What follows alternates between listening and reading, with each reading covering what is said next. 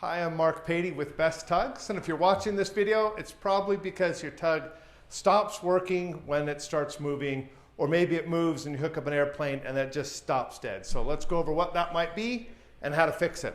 Today we're going to be looking at the Alpha tug. If you have a Bravo tug or any of our other tugs, the things you'll learn here apply across the board. So this tug here has two 12-volt batteries in it. They're run in series, meaning a 12-volt and a 12-volt with a positive and negative connected between the two jumps it up to 24 volts. So it's a 24-volt system with two 12-volt batteries to make that power.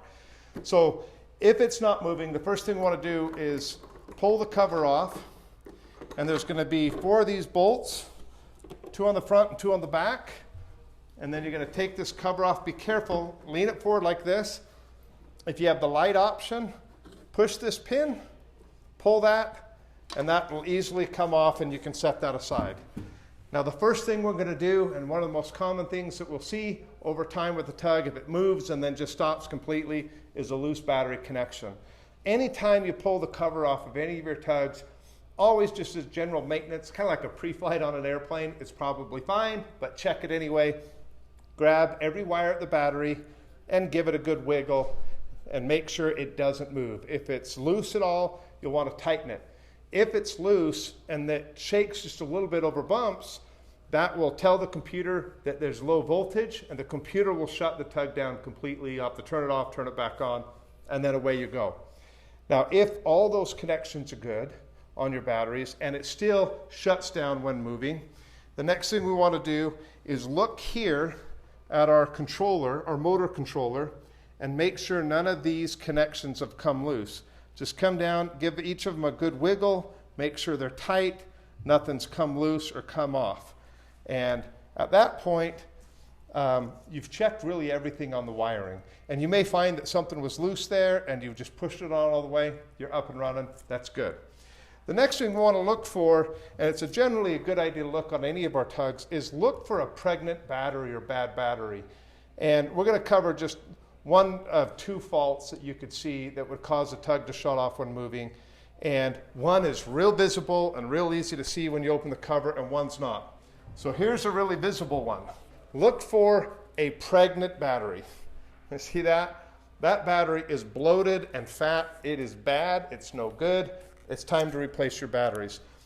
I've got another video that we'll put up that says, goes over why the reasons batteries go bad and tips and tricks on maintaining your batteries. It's a good video to watch.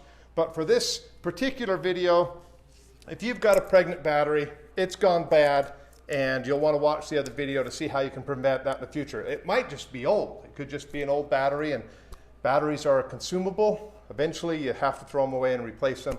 That's something that we all kind of learn to live with in the battery world. So the other thing is a little bit tougher to see. You could have a bad battery. This battery is a dead short internally, meaning sulfate or something is bridged between cells in the batteries. And so when you try to charge it, instead of there being no connection, there's a connection, and it boils the battery from within. Instead of charging a battery, it just heats up, gets real hot, and gets bloated.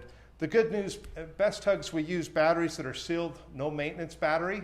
So unlike other tugs, when the battery goes bad, this won't spill acid all over your floor. You can see this battery is nice and clean and dry. It hasn't ruined the tug. It hasn't ruined the painted floor.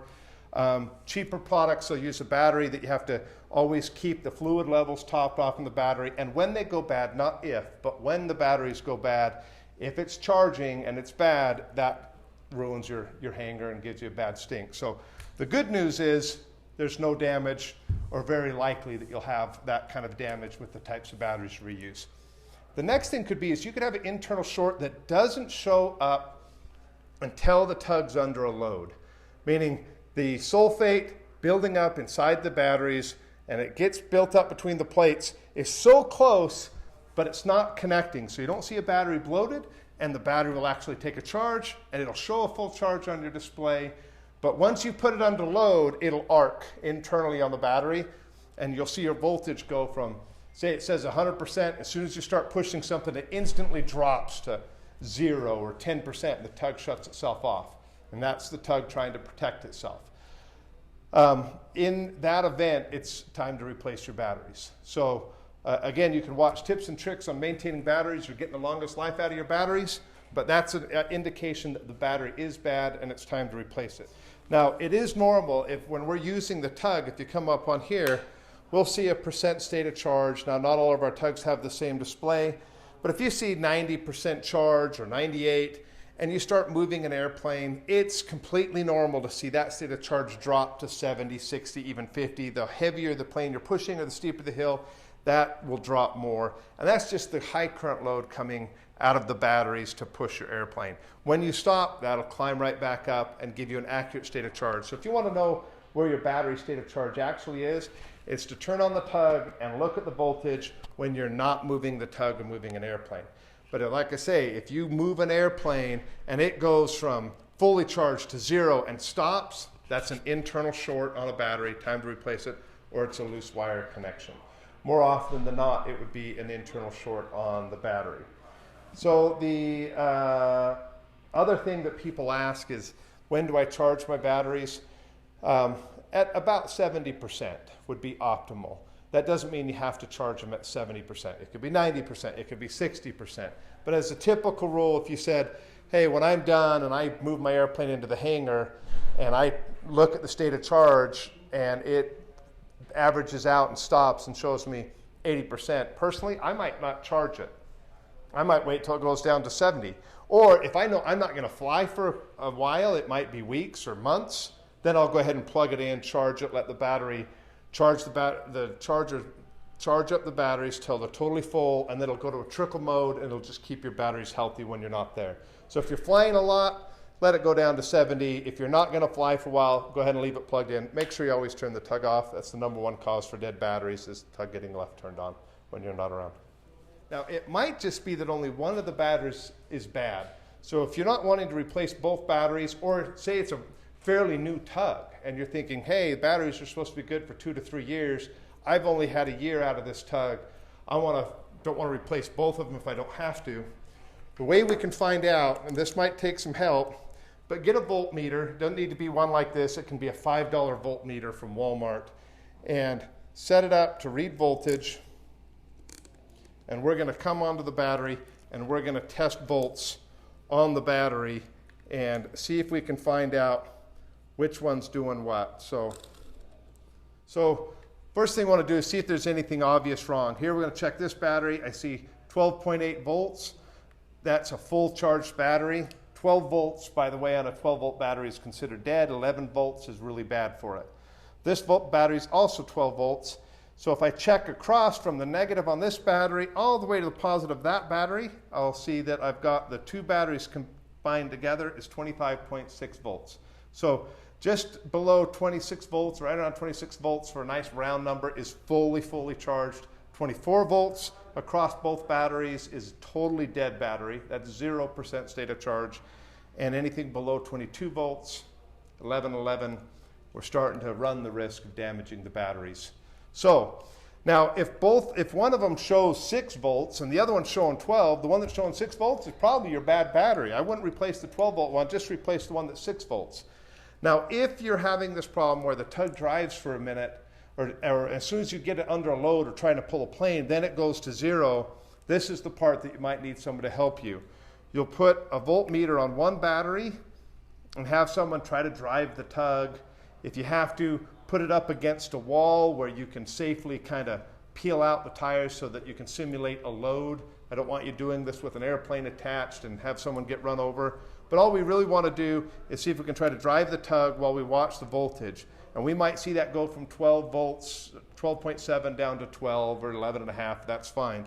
But you might come over to this battery and see it showing that it's good at 12.7, and the second you start driving or put it under a real load, that thing drops away to 0. That means you've got an internal short that only manifests when it's under a load. That's what happens right before it gets a full internal short and does this when you try to charge it. So in that case, you would just replace the one bad battery. If you've had the tug and the batteries in the tug for 2 or 3 years and one of the batteries is bad, you may just go, the batteries are usually good for about 3 years. I'm just going to replace both of them. I'll leave that up to you and when you decide you want to replace the batteries. The other good news is Best Tugs does not sell you a proprietary battery. So you don't have to come to us and pay us $300 a piece for a battery that you could buy anywhere for $100. We don't do that to you. Some people say we're making a mistake as a tug manufacturer and we should be using a special battery to force you to come to us. We don't. You can get these batteries at any Batteries Plus, or usually they're going to be in stock at any battery store. And they're going to be cheap, and they're going to have a couple different manufacturers to choose from. If you'd like, of course, you can call us. We'd be happy to sell you a set of batteries and ship them right out to you, or you can pick them up locally. So that's that on what happens or why my tug might turn off while I'm moving an airplane. I hope that's answers some questions for you and lets you know the things to check. At this point, you should have your tug up and running, whether it is finding a loose connection here or on the motor, or finding a bad battery in the system, and you're back up and going. If you'd like to learn more about how to prevent batteries from going dead prematurely, watch some video on tips and tricks for maintaining your batteries, and that'll help you get longer life. We've got customers now 6-7 years with the same set of batteries. That's twice as long as a battery should last. And good maintenance will let you get longer life out of them than what they're really rated for. So I hope that helps. Return for more videos and call us with any questions. We're always here for you.